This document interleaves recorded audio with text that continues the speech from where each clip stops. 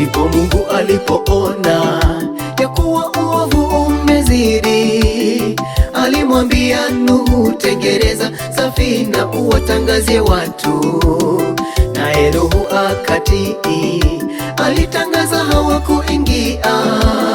Hatima yake alichekwa na kudhalauliwa, huo ni uzee.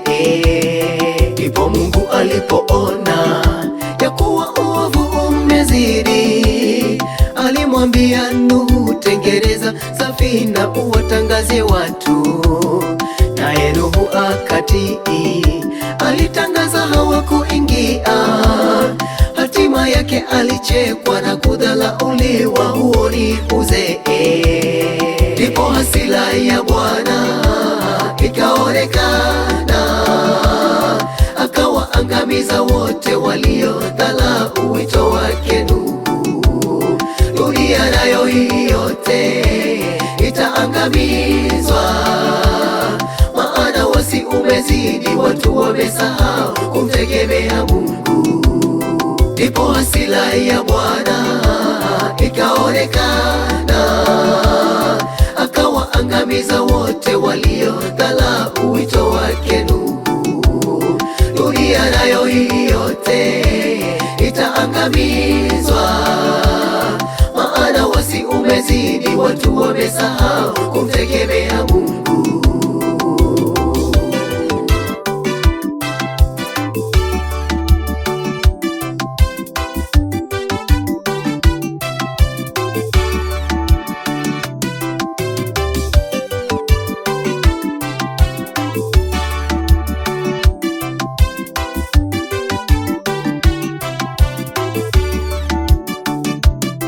Ndipo Mungu aliruhusu gharika nayo iwaangamize, ingawa walitamani japo kuokolewa haikuwezekana.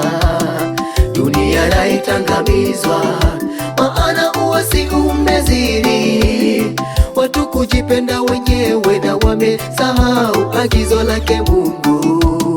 Ndipo Mungu aliruhusu gharika nayo iwaangamize, ingawa walitamani japo kuokolewa haikuwezekana. Dunia na itangamizwa, maana uasi umezidi, watu kujipenda wenyewe na wamesahau agizo lake Mungu. Ndipo hasira ya Bwana ikaonekana, akawaangamiza wote waliodharau wito wake Nuhu. Dunia nayo hii yote itaangamizwa, maana uasi umezidi, watu wamesahau kumtegemea Mungu. Ndipo hasira ya Bwana ikaonekana, akawaangamiza wote waliodharau wito wake Nuhu. Dunia nayo hii yote itaangamizwa, maana uasi umezidi, watu wamesahau kumtegemea Mungu. Ndipo hasira ya Bwana ikaonekana, akawaangamiza wote waliodharau wito wake Nuhu.